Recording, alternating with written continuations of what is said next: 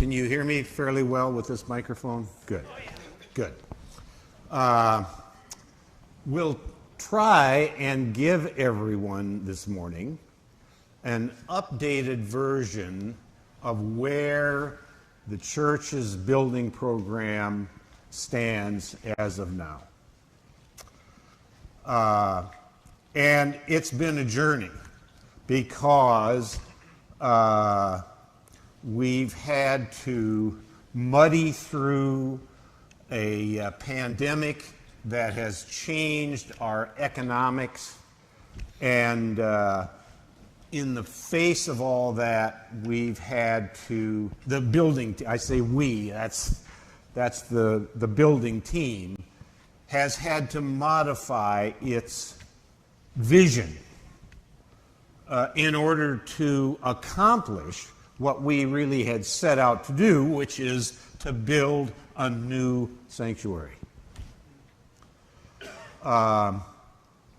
So, with that in mind, I think what we should do, we have a slide presentation to kind of take you through the steps that we've made to arrive at where we are today. So I'd like to take you through that, and the opening slide really involves a look at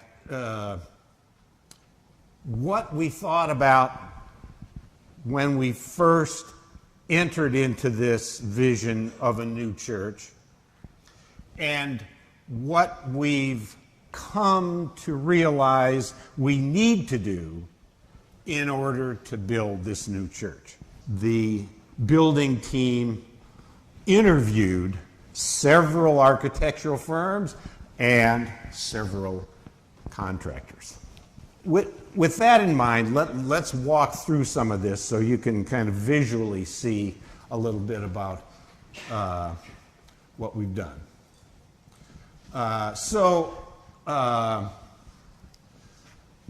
Obviously, the objective was to respond to post-pandemic pricing, to make the build within reach of our congregational funding.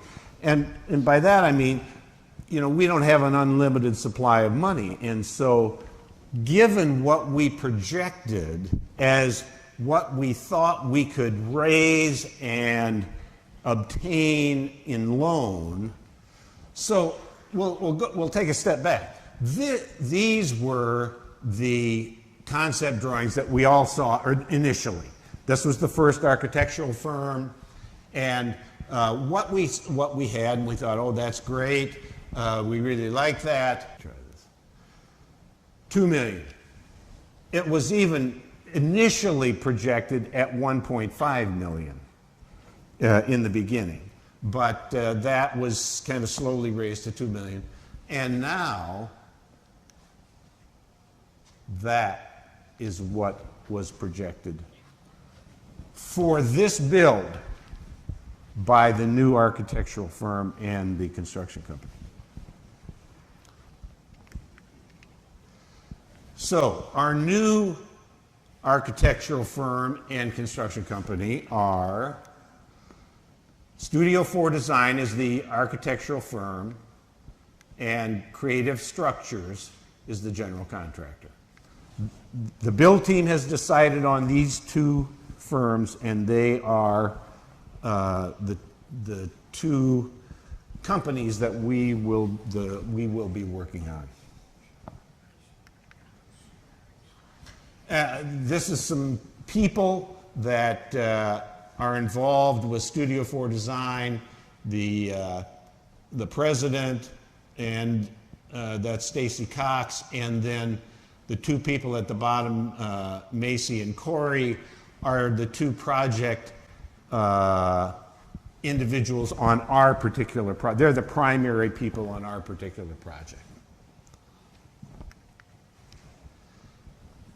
Creative Structures is the general contractor, and Tyler Slack is the president. So, there's your build team, primarily, and You can take a look. It's a number of people, and a number of them with different backgrounds that help us really in looking at various aspects of all this. So we think we have a good team.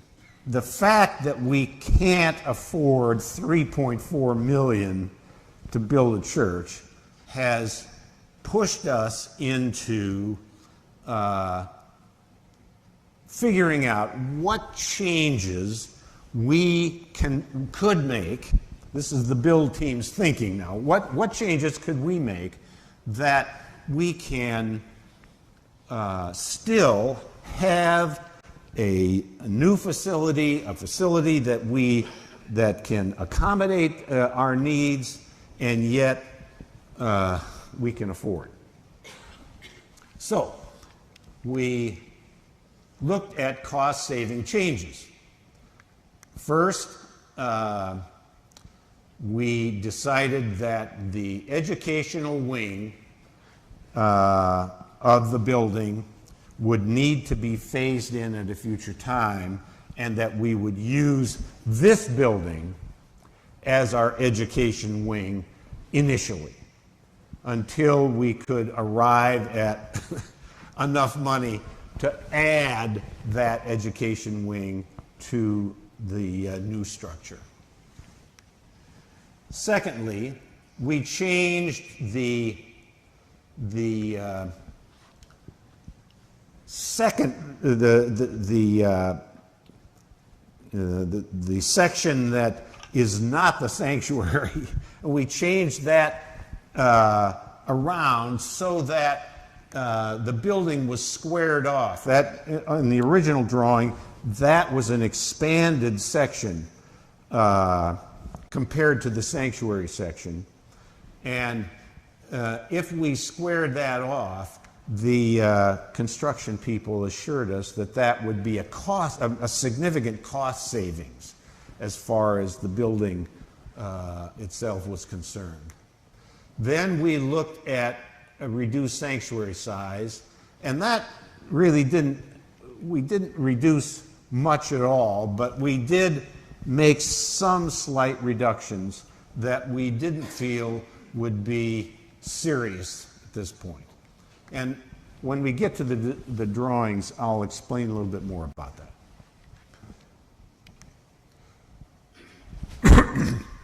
We modified the parking areas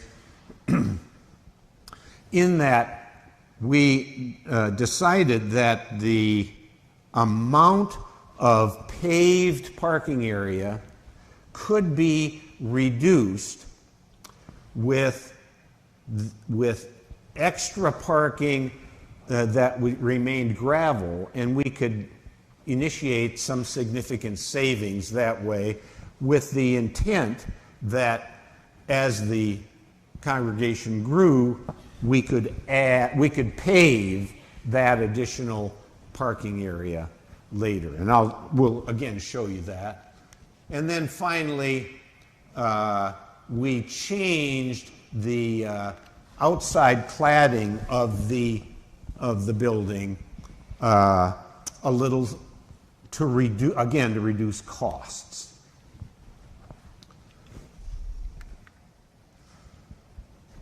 A couple of things actually have brought the cost up a little.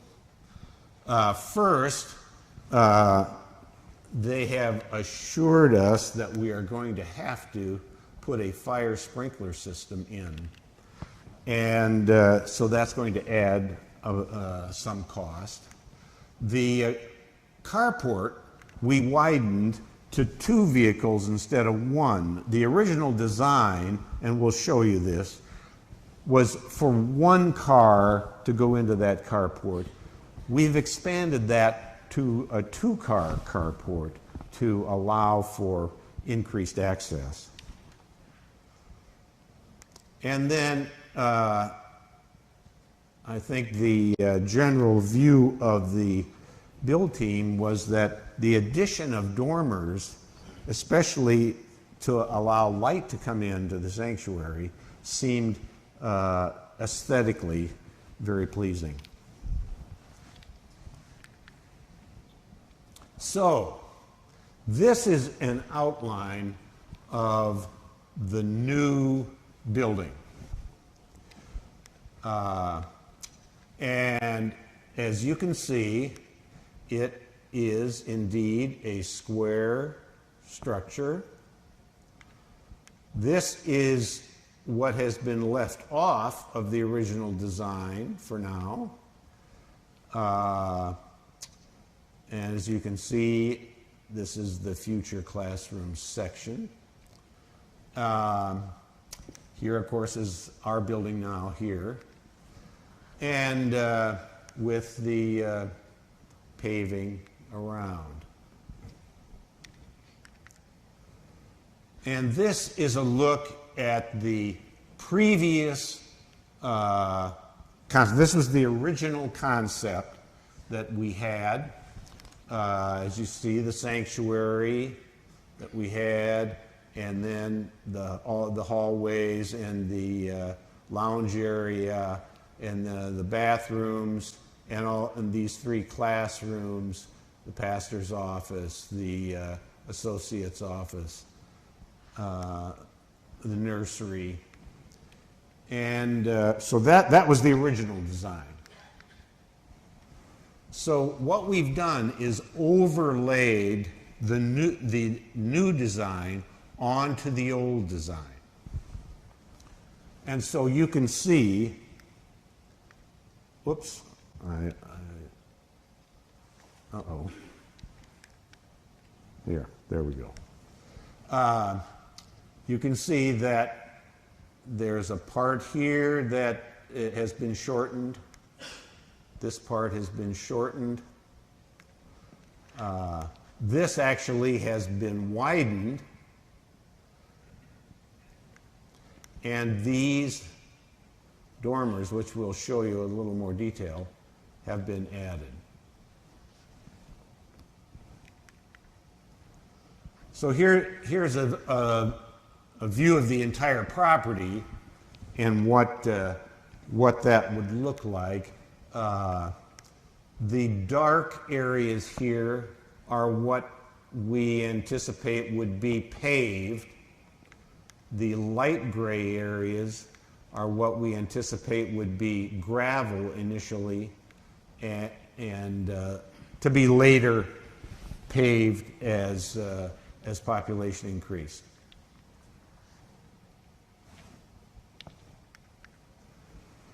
And here's a schematic of what we have laid out now. So let me show you. Of course, this is the sanctuary. This is facing east. This is the enlarged carport. This is the hallway with the lounge area, the nursery. The pastor's office is actually a little bigger. The administrator's, secretary's office, the bathrooms, and some utility little room areas here. And then there's also a little canopy out the back. Again, this is the vestry. This is the sacristy. That all remains the same. There's a little closer view, a little easier to view. And one of the things that we looked at was, since these are all chairs that we're using for worship, this area back here could actually be changed to accommodate more seating. And so we looked at the fact that that we could temporarily increase seating just by adding chairs back there. This is a close-up of the, as we said, the narthex, the lobby area, the nursery, the offices, as we said, the pastor's office, the secretary's office. There's a janitor's closet here. There's office supplies here. This is fire sprinkler room. This is the electrical room. And of course, the men's bathroom and the women's bathroom. And the lounge area.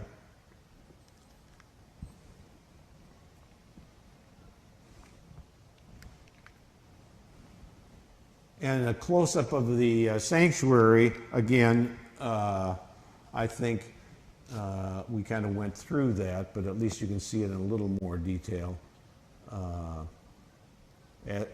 It's pretty much as we set up before, except there are a couple of rows of seating that have been eliminated in the slightly shortened sanctuary area. As you can see, the capacity moved from 300 to 276.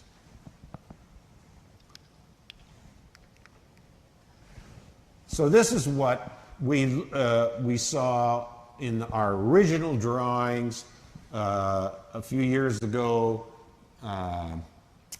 when this was all classrooms, and, pastor's offices and classrooms, and was an expanded, widened area.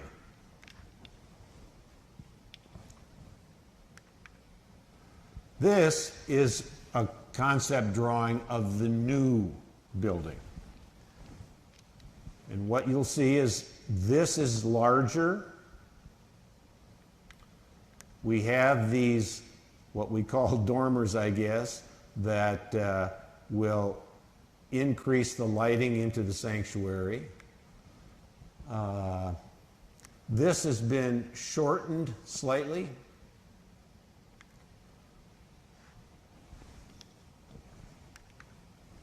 Here's another view.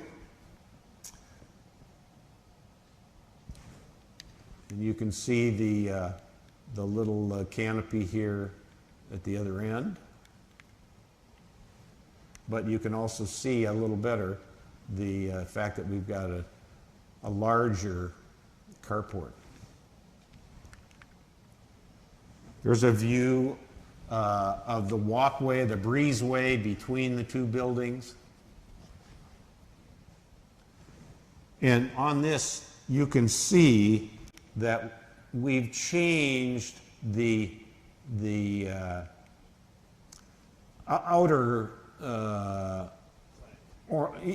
siding or ornation of the side of the building. It was before stone, and this is more a decorative brick.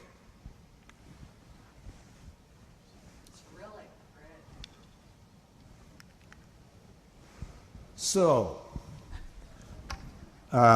with that in mind, we've got some things we got to talk about. And that is where we stand right now as far as funding this thing. First of all, we had a great campaign. We have $453,000 in the bank, building fund. We have commitments of approximately $1 million for this project. And we have 2 years of capital campaign remaining. As I indicated before, the pandemic affected construction costs and doubled our original cost estimate. Some prices have come down but overall, we have, I think, frankly, the bill team has done an unbelievable, the bill team and the architectural firm have done a pretty amazing job in actually bringing the costs down to at least within reach of what we can attain. So the changes we made put the project within reach, but we still need to, A, respond to the need of additional commitments, now, B, invite new commitments, and lastly, ensure that LCEF's lending, in light of our new numbers, is available.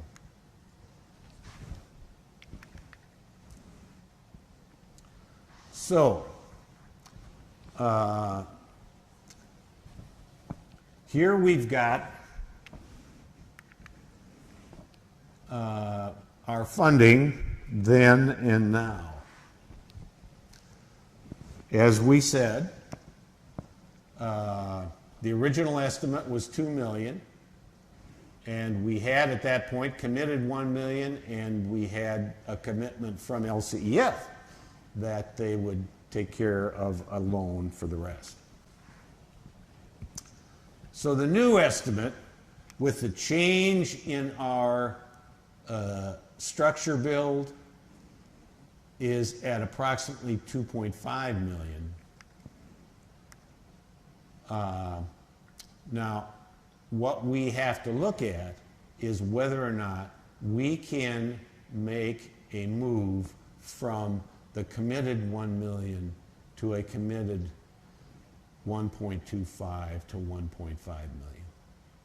Can we do that?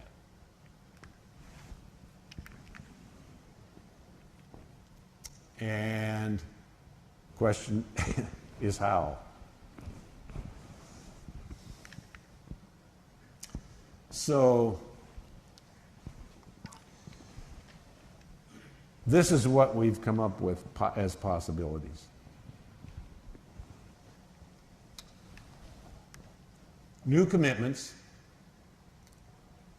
that is, after you've made a commitment before, are you able to make, new commitments are people that have never made a commitment before, but are willing to join this ministry expansion and assist us. The second is additional commitments from those of us that have already made a commitment. And that is really, I think, coming to looking at what you can do. The third is the time to build auction on Wednesday, October 19th. And I think I'm going to ask Pastor to talk a little bit about this. Can you do that, Pastor? Sure, yes. So the time to build auction helps renew our focus on the needs for the build. We have some wonderful clocks, if you haven't seen them, that member Phil Barnett has handcrafted with his expert skills at scroll sawing. They're beautiful. You'll be seeing a display coming this next week. Take a look at that. Encourage other people in the community to come to Time to Build auction. We also have a beautiful quilt that was made by Barbara Moyers, and some other things coming down the pike, so to speak, that will be auctioned on the 19th. At the same time, that auction probably doesn't get us the $500,000. That's going to come from new commitments and additional commitments. So, but the timing is as such, we'll just renew our focus on that, and in October 23rd would be our day that you would bring commitments, either before or on that Sunday, and then we'll rejoice at Reformation at the result, looking at did we make our goal of $250,000 to $500,000 more for the build. So that's kind of the goal. I think Tom and other people in the build team have perceived from talking to you that this is possible. If we consider our blessings in the last year and consider how God has been good to us and we had such a generous response, can we look at what we've given and say, let's do this. We're very near to the time where we can do this. In fact, I'm going to turn it over to Tom to take a look at the timeline, because you need to see that we are at the cusp, and things will be moving kind of fast this month, next month, and into the new year. So pray about this and consider what you can do. This is just a look at the commitment card that will be available to use. And so here's our timeline. This is the build timeline now. So, oops, sorry about that. Here. Here we are in September, and we have the drawings that are being completed. We had a survey team out this past week, and that will lead the engineering portion. Once the survey data is available, the engineering outfits then come and begin to lay out the specifics of this building, what I call the guts of the building, and what the needs are going to be for infrastructure, all that sort of thing. So that's going to take place through the fall. Then the architects consider the fact that they think the drawings will be complete probably by about the 1st of October, and the estimating from the construction company then, after they see the completed drawings, will hopefully be done by the end of October. With that in mind, then the permitting takes place, and the architecture firm estimates that will happen the first of the year, and that will take 1 to 2 months to go through the city and county stuff for getting all the appropriate permits. And the projection is that we would be breaking ground sometime in February or March. So that's our estimated timeline right now.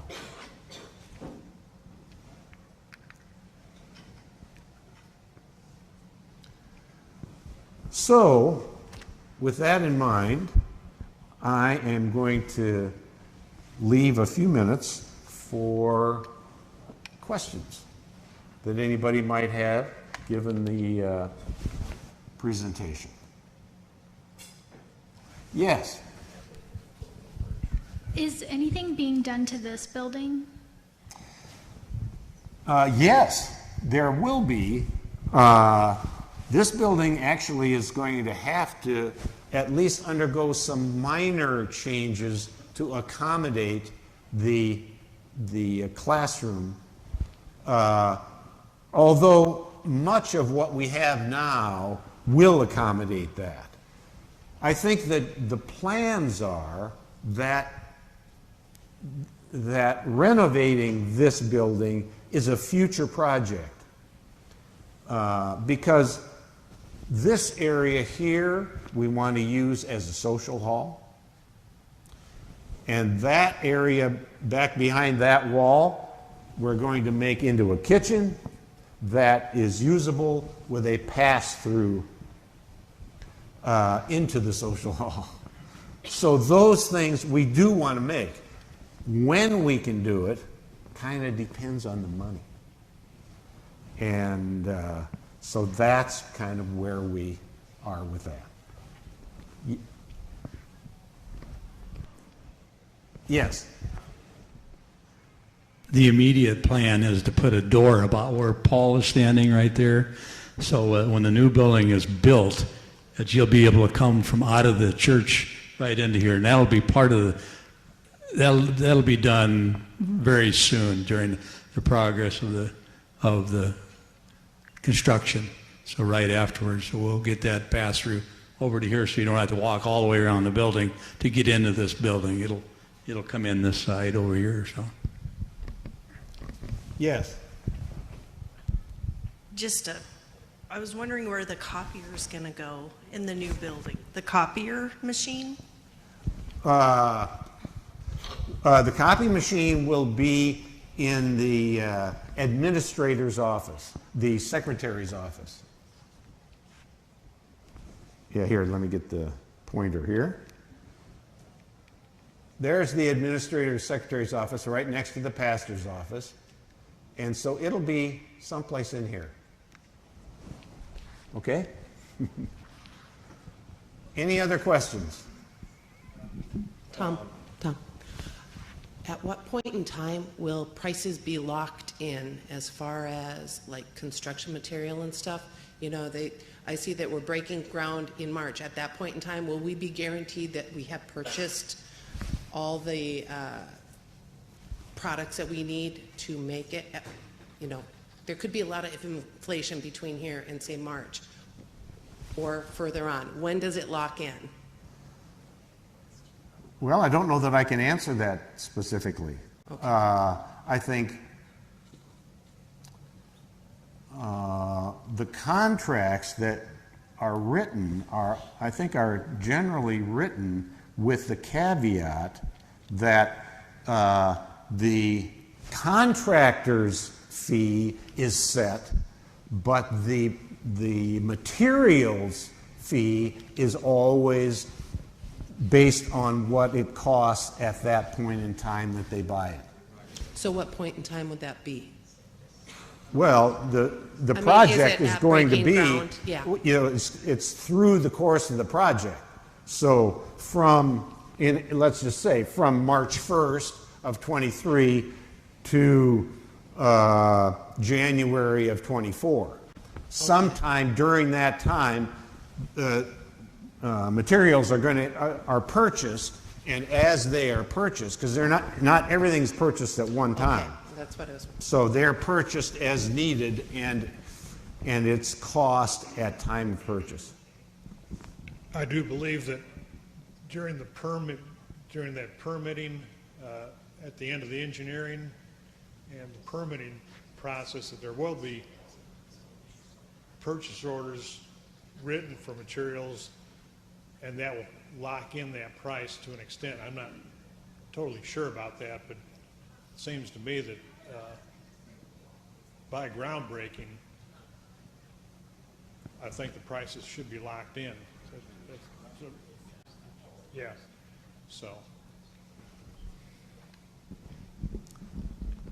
Any other questions? Yeah, Mark. What will happen, what will become of the library? You mean this library? It could remain there with a divider that would separate the kitchen area. That's one possibility, but there's also an open book of how we restructure this building in the future, but it probably won't go into the new structure. It'll probably remain in this building. What we've talked about is this kitchen prep area that we have will be limited to this half of that, and the rest of the social halls is then going to be converted into whether it needs to be classroom area, and then the library too. I mean, the shelves and everything are right there, and just because there's a couple classrooms there, it doesn't mean that can't stay where it is, at least for this point. Yes. Will the new drawings also show the interior of the new church, what that will look like as the old drawings did, to give us an idea of what to Yes. expect there? Yeah, and as we the closer we get, then the build team is going to continue to work to refine all the finished stuff. What kind of flooring, paint, whatever else, window trim, types of windows and all that. That is still to be nailed down, but that will happen through this engineering and estimating complete time phase. So pretty quickly we're going to be nailing down some of those things that are out there yet. And on that point, this month the drawings are supposed to be completed, right? Be on standby, because if they come up with something interior-wise and we need to make some decisions, or we need extra help, or we need to bring it to you and say, thumbs up, it's this month. So be flexible this month, be ready to go, because some decisions are going to have to be made, because we're going to need to lock those in order for the estimates to be done in October. So this could be a very exciting month. It's already September 11th. What do we have, 20-some days left? I would not be surprised if we have to say, here's the view of the sanctuary. Are you good with it? And if we need to make some decisions, about what we're going to put in the alt area, a nice altar drawing or something in the future, we need to make those decisions. It might have to be this month in order for prices to kind of get locked in and so forth. So be ready, because be flexible this month and be ready to meet again.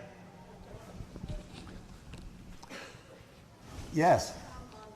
Dormers, is it, how much, like if it's going to be cloudy outside, I mean, it's not going to bring a whole lot of light in, so there's no way to make the same amount of light inside without the dormers? I'm just asking about how much does it cost compared to lighting inside? Well, there'll be lighting in the sanctuary.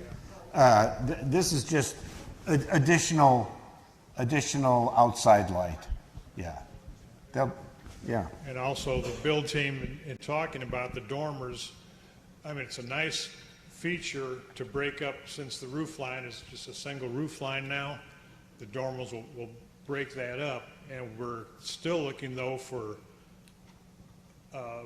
good estimates, and there's different, that can be in levels of dormers, whether it is a functional dormer that admits light or just an exterior architectural feature that breaks up the roof line.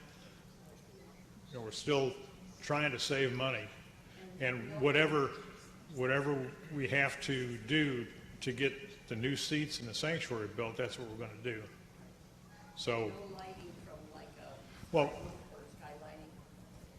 so that is optional at this point, and obviously there will be lights in the ceilings and everything. We're going to have that anyway, but just for now, there's going to be 6 pretty good sized windows in the sanctuary itself besides the dormers. Yeah. There's going to be 3 on each side, and those are not the small type windows. They're the ones that go up, bigger ones on the side. So as far as light goes in the sanctuary, we're going to have plenty of light, I think, in there. There's not going to be any just cost difference, yeah. Anything else?